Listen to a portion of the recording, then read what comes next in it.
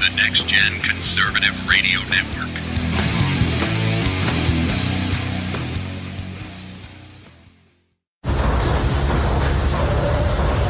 You are about to enter the analysis zone, where political correctness is non-existent, where critical thinking skills are required, and conservative common sense reigns supreme. And now, broadcasting live from Next Gen Conservative Central Command, it's the Whitfield Analysis. And your host is Sam Whitfield.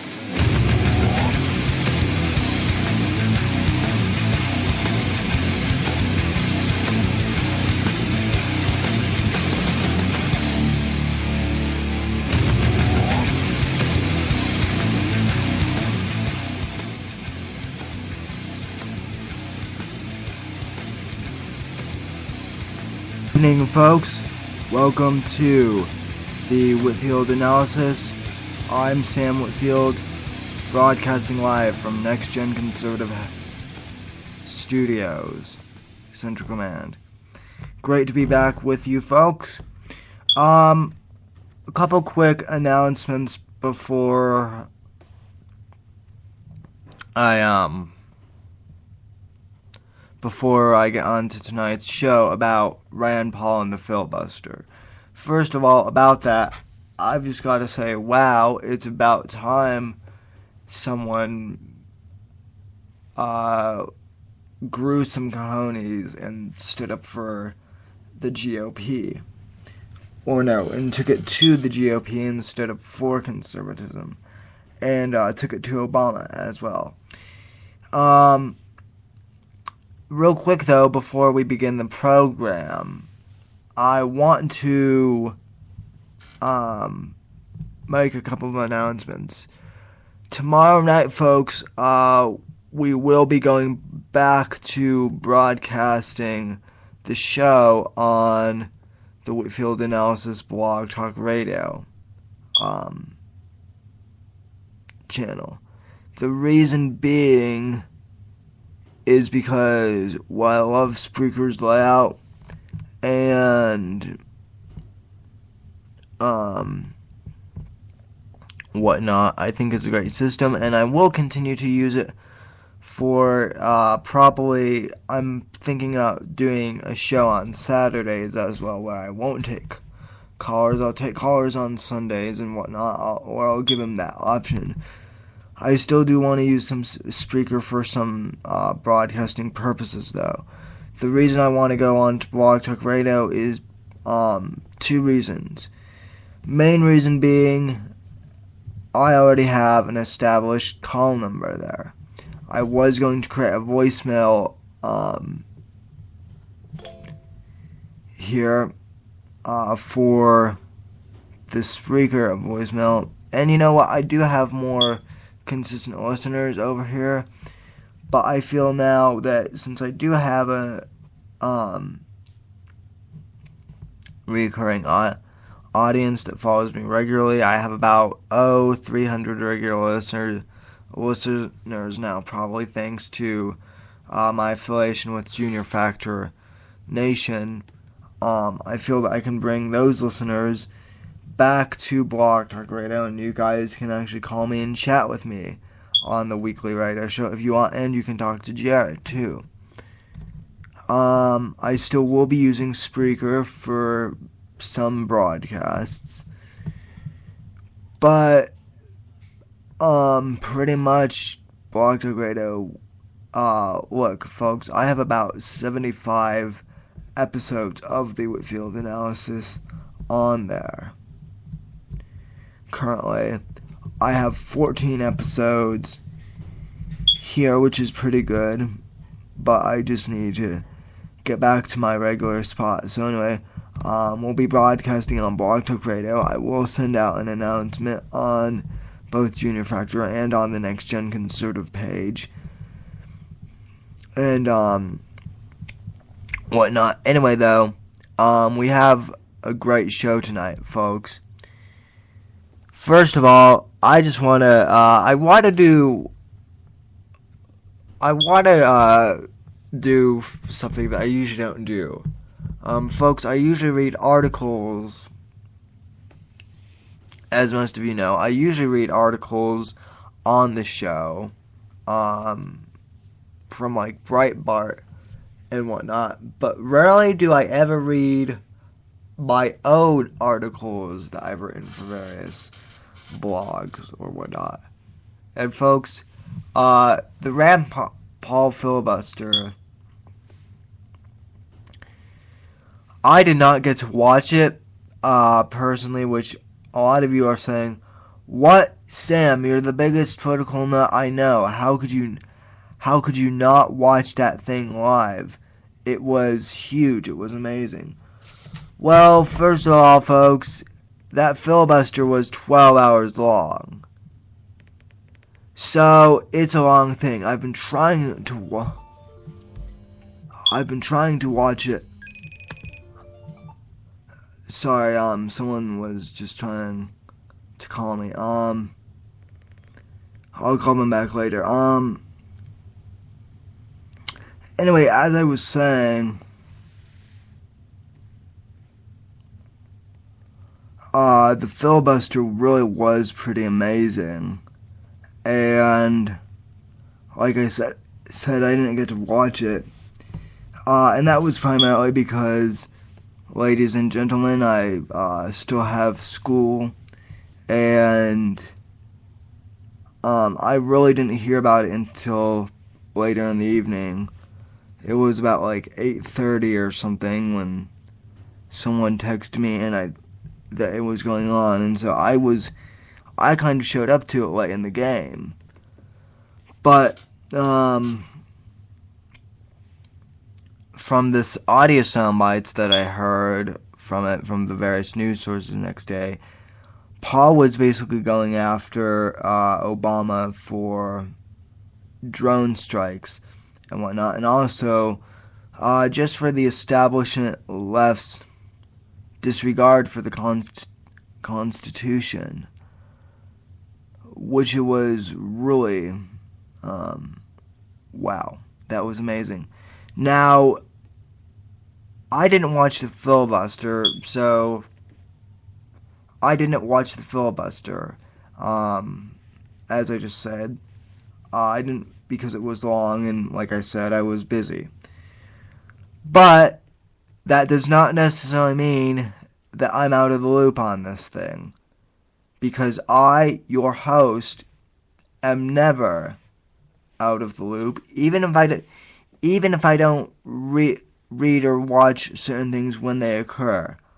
I am never out of the loop, ladies and gentlemen. Rush Limbaugh had Rand Paul on his show on Thursday. Now, folks, if you've read the short bio page on my website, and most of you who are longtime listeners know this, but Rush Limbaugh, more or less, is the reason I got into talk radio. And I'm a dittohead. I'm a self-proclaimed dittohead. There's no denying that I'm a big Rush Limbaugh fan. And I subscribe to Rush 24/7. The reason I bring the fact that I'm a subscriber is because I listened to the interview with Rand Paul that he had. Now, one thing that you need to know about Rush is he almost never does interviews, ladies and gentlemen. He and I are very similar in that neither of us do professionally scheduled interviews very much on the show. Why? The reason what Rush does it is he believes that the show host should have enough entertaining material of his own to keep the audience entertained and informed on his own. People tune into the Rush Limbaugh program to hear what he has to say. And I'm the same. I take the same approach. Now, I do bring on guests on occasion to give myself a little bit of a break from doing all the commentary. Although lately Jared's been kind of hogging the microphone. But, so like I said, Rush does not do interviews very often. But when he does, they're always worth listening to. I mean, almost always. And he had Ron Paul on yesterday. And Rand Paul, basically, his whole point to Rush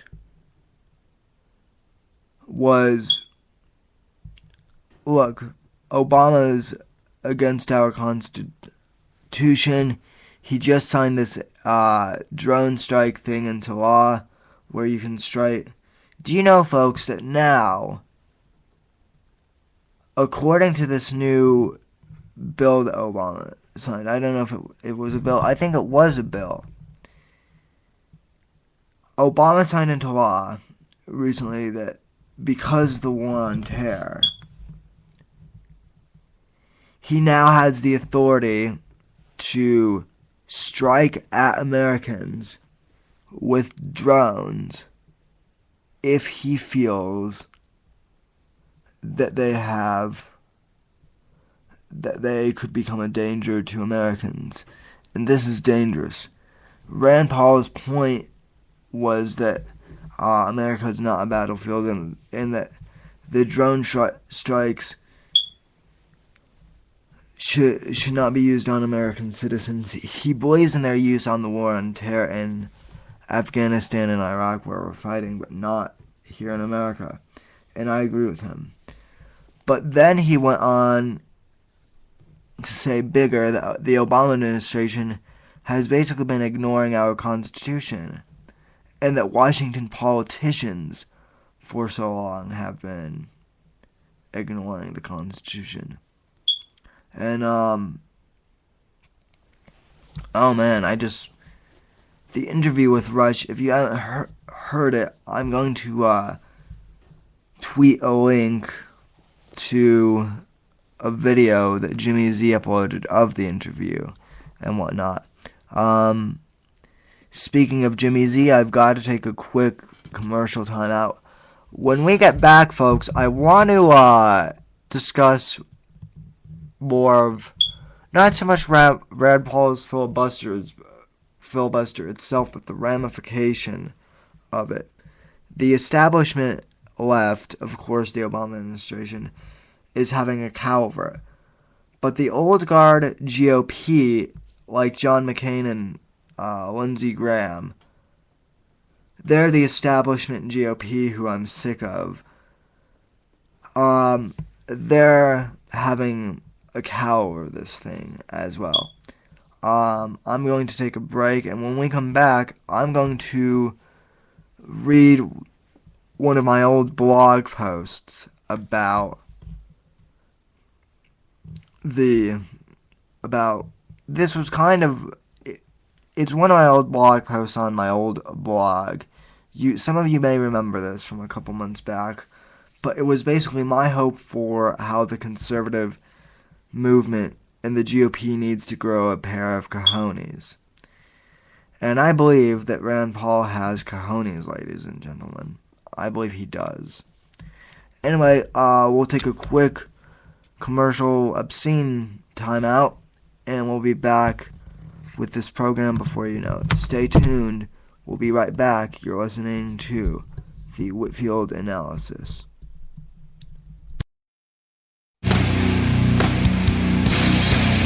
You're listening to the Next Gen Conservative Radio Network.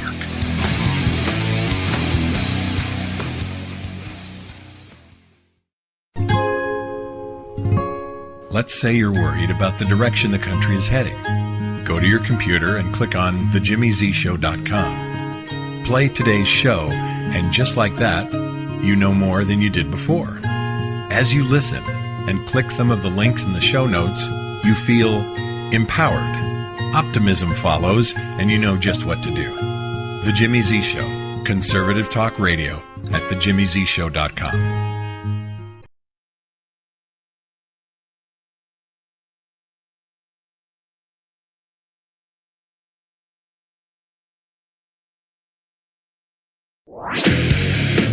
Hi, Jimmy Z here, inviting you to listen to The Jimmy Z Show at thejimmyzshow.com. Conservative politics with humor, irreverence, and colored by my Christian faith. On demand, 24/7 with new shows every Monday through Friday. The Jimmy Z Show.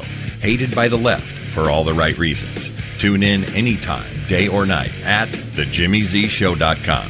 I'm Barack Obama, and I approve this message. The left tries to deny him, but they quite simply can't. It's Sam Whitfield, helping to lead a new age of conservative talk on Next Gen Conservative Radio.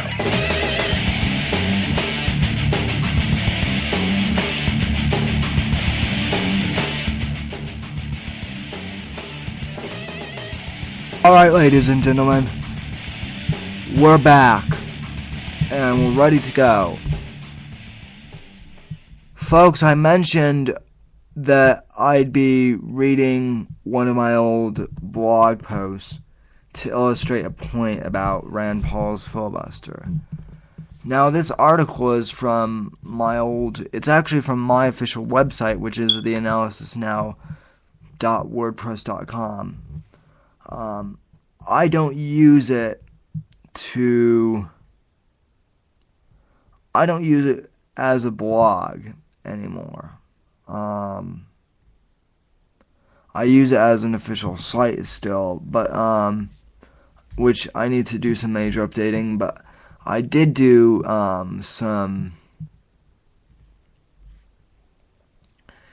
I did dig up one of my old blog posts. This post I published is actually very old. I was really worried about the GOP winning the election, and obviously my fears were right because they didn't win. But obviously I wrote this article, and even though it's past election time, folks, I believe I can still use this article. Basically, because people need to hear my opinions on what the GOP needs to do in order to get back into the mainstream conservatism. And I know since I have a whole bunch of new listeners, thanks to Junior Factor Nation and whatnot, you guys are going to want to hear this. So I originally wrote this article on August 10th of 2012. Good God, that was only a couple months ago, but it seems like forever. Okay, the title of my article is called "It's Time for the GOP to Grow Some Cojones." Little Spanish lingo there for you. And in the case you don't know what cojones are, well, either ask your nearest Spanish-speaking friend, or go into Google and search it. It's spelled C-A-J-O-N-E-S. I don't know why I need to spell it for you, but if you need the spelling of that for Google, go right ahead. But anyway, let me start reading this article.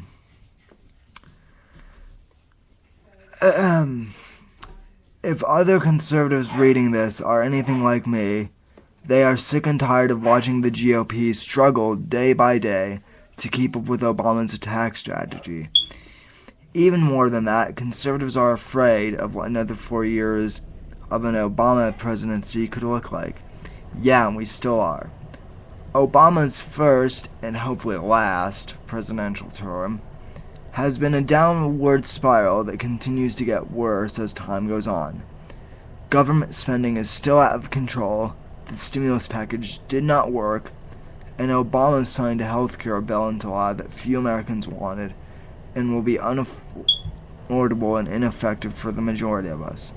These are just a few examples of what has happened in the last 3.5 years under Barack Obama. I shudder to think what 4 more would bring. And the sad reality, folks, is, veering off from the article, we are in the second term, and it's not getting any better. But I digress. We'll talk about that more tomorrow. Mitt Romney's campaign has done a good job of illustrating why he would be a good president as opposed to Barack Obama. Romney's message about believing in America is extremely refreshing to most Americans. Romney himself is doing a good job of being aggressive towards Obama's unruly presidency. Romney has tackled Obama on issues such as the economy, Obamacare, and foreign policy. However, I feel that the campaign has done a poor job of responding to Obama's misleading attacks toward him. Obama lies about Bain Capital, Romney's foreign bank accounts, and other miscellaneous lies that have been discredited by even some of the major liberal newspapers, such as the Washington Post. I have not seen Romney or the GOP take advantage of this when they clearly should. I feel that this would help Romney gain more support if he discredited Obama's comments toward him in public and in more TV ads. Obama himself is still recovering from his "if you've got a business, you didn't build that" comments that he made a few weeks ago. Remember that, folks? We had a big show on that early in the summer. Go back to the Blog Talk Radio archives to look that up.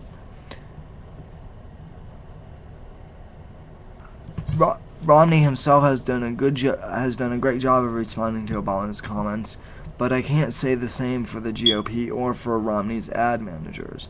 I feel that they have done a poor job of counteracting Obama's comments when it comes to Obama's real opinions about small business and among other things.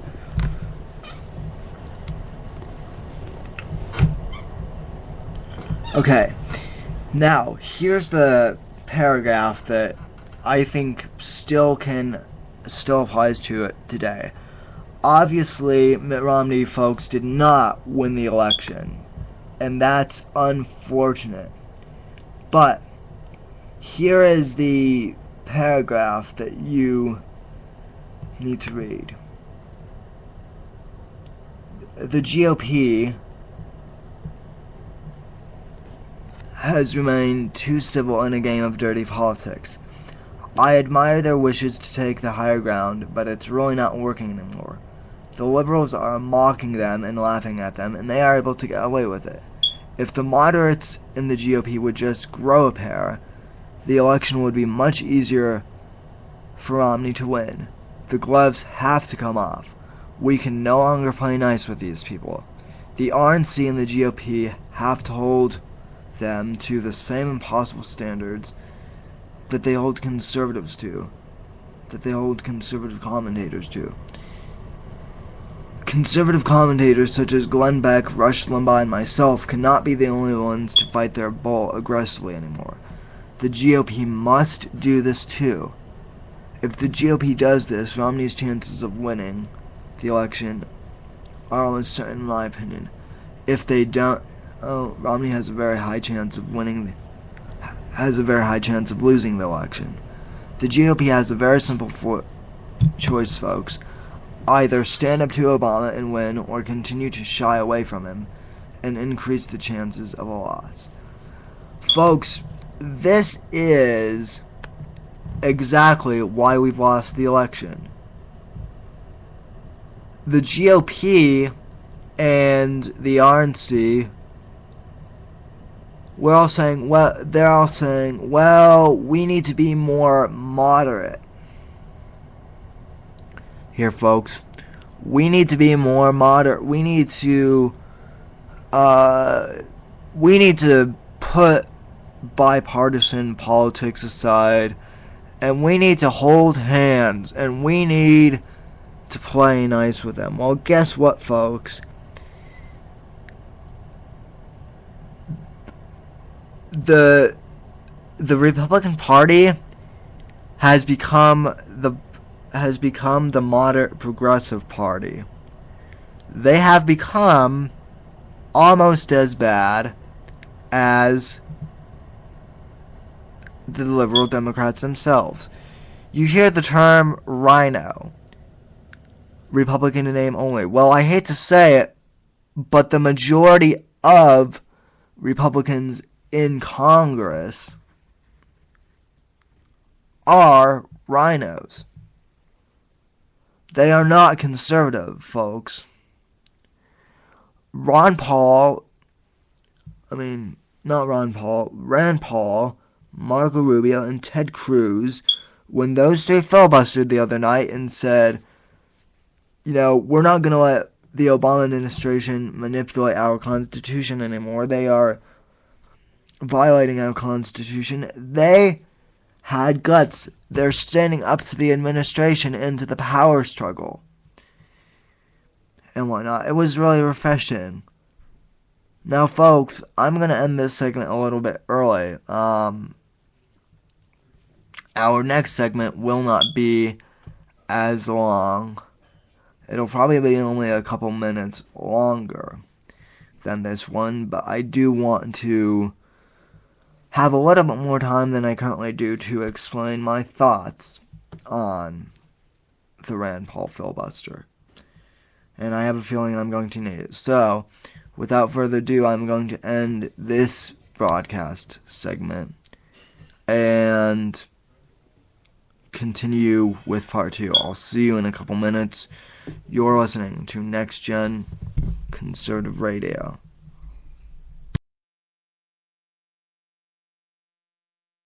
The left tries to deny him, but they quite simply can't.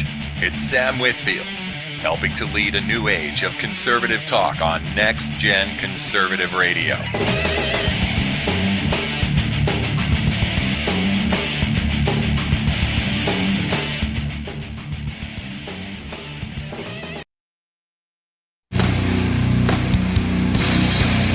You're listening to the Next Gen Conservative Radio Network.